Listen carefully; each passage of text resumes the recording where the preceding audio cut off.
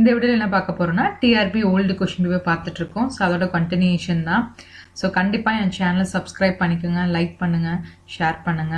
So நான் இந்த வரைக்கும் நிறைய வீடியோஸ் போட்டிருக்கேன். சோ எல்லா வீடியோஸும் பாருங்க. சோ அதெல்லாம் வந்து உங்களுக்கு ப்ராக்டிஸ் செஷன் மாதிரி தான் இருக்கும். நீங்க ப்ரிப்பேர் பண்ணிட்டு இருந்தீங்க அப்படின்னா ஸோ உங்களுக்கு எப்பவுமே வந்து நம்ம கான்செப்ட்ஸ் எவ்வளோ படிச்சோம் அதை எப்படி அப்ளை பண்ண தெரியறது தான் ரொம்ப இம்பார்ட்டன்டான விஷயம். ஓகேங்களா? ஸோ வீடியோக்குள்ள போகலாம். Consider the following statements which represent the force of point charge Q1 equal to 1 nanocoulomb and Q2 is 2 nanocoulomb at a distance apart. So என்ன கேட்டிருக்காங்க சொல்லிருக்காங்கன்னா following statement consider பண்ணிட்டு so that represents the forces ஓகேங்களா of point charge Q1 and Q2 கொடுத்திருக்காங்க. என்ன கேட்டிருக்காங்கன்னா எது வந்து incorrect ன்னு கேட்டிருக்காங்க. ஓகேங்களா? So first one பார்த்தீங்கன்னா the force on Q1 is repulsive. Yeah, it is repulsive தான். ஏன்னா ரெண்டுமே like charge. So like charges they repel. So it is correct. ஓகேங்களா?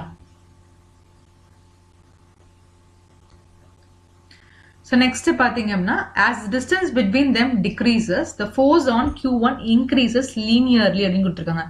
So forceக்கு நமக்கு என்ன ஃபார்முலானா Q1 Q2 divided by R square. So என்ன கேட்டிருக்காங்க distance அப்படிங்கிறது டிக்ரீஸ் ஆக இன்க்ரீஸ் ஆக ஃபோர்ஸ் வந்துங்கிறது நமக்கு இன்க்ரீஸ் ஆகும். ஸோ இது டிக்ரீஸ் ஆகிறப்ப இன்க்ரீஸ் ஆகும் பட் நாட் லீனியர்லி பிகாஸ் இது வந்து பார்த்தீங்கன்னா நமக்கு ஸ்கொயர் இருக்கு. So it is wrong.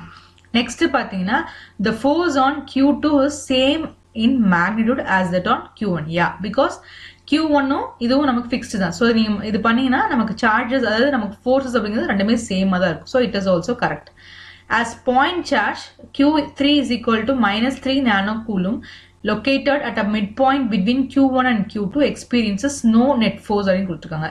So நமக்கு வந்து இப்போ Q3ங்கிறது வந்துருச்சு அப்படின்னா ஸோ ஃபோர்ஸ் ஆன் 1 and 3 அப்படின்னு எடுக்கிறப்ப நமக்கு Q1 and Q3 எடுக்கிறப்ப நமக்கு என்ன வரும்னா -3. ஸோ நான் ப்ரொபோர்ஷனில் எடுத்துக்கிறேன். ஓகேங்களா? So R square. அடுத்தது பார்த்தீங்கன்னா இப்போ ஃபோர்ஸ் 2க்கும் தட் இஸ் சார்ஜ் 2க்கும் சார்ஜ் 3க்கும் பார்க்குறப்ப நமக்கு என்ன வரும்னா 2 நானோகுலும் இங்கே -6 நானோகுலும் வரும். So divided by R square இருக்கு. ஓகேங்களா? ஸோ இப்போ பார்த்தீங்கன்னா ஃபோர்ஸ் ஆன் 2, 3 இஸ் கிரேட்டர். கரெக்டுங்களா? ஸோ அப்போ நமக்கு என்ன இருக்கும் நமக்கு கண்டிப்பாக ஃபோர்ஸ் ஆக்ட் ஆகும். But they I said no net force. So it is also wrong. So அப்போ கரெக்ட் ஆப்ஷன் பார்த்தீங்கன்னா B and D. So this is the option is correct.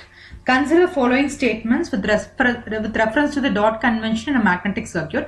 If current enters the dot terminal of a coil, அதாவது இப்போ நமக்கு ஒரு coil இருக்கு. ஓகேங்களா? So இது ஒரு காயில், இது ஒரு coil.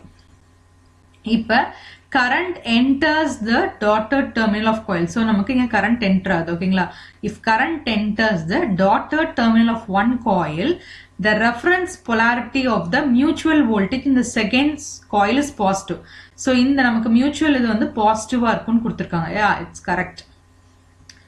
If the current enters the dotted terminal of one coil, the reference polarity of the mutual voltage in a second coil is negative இருக்கும்னு சொல்லிருக்காங்க. கண்டிப்பா நெகட்டிவா இருக்காது. ஓகேங்களா? தட் இஸ் இங்க கரண்ட் எங்க வந்து பாசிட்டிவா இருக்கப்ப அங்கேதான் இருக்கும். ஓகேங்களா? If the current leaves in the dotted terminal of one coil, the reference polarity of the mutual voltage in second coil is positive. கண்டிப்பா பாசிட்டிவா இருக்காது. ஓகேங்களா? It will be negative தான் ஆக்சுவலா. If the current leaves in the dotted terminal of one coil, the reference polarity of the mutual voltage in second coil is negative at the dotted terminal of the second coil. அப்படின்னு கொடுத்துருவாங்க. Yeah, it is negative. So இது வந்து நமக்கு current என்ட்ரிங்கிறப்ப நமக்கு இங்க பாசிட்டிவா இருக்கும். ஓகேங்களா? இப்போ எனக்கு கரண்ட் இங்க லீவ் ஆகுது அப்படின்னா இங்க நமக்கு நெகட்டிவா தான் இருக்கும். ஓகேங்களா? ஸோ நமக்கு இப்போ A and D is correct. ஓகேங்களா? ஸோ உங்களுக்கு ஏதாவது டவுட்ஸ் இருந்தால் கமெண்ட் செக்ஷன்ல கமெண்ட் பண்ணுங்க. தேங்க்யூ.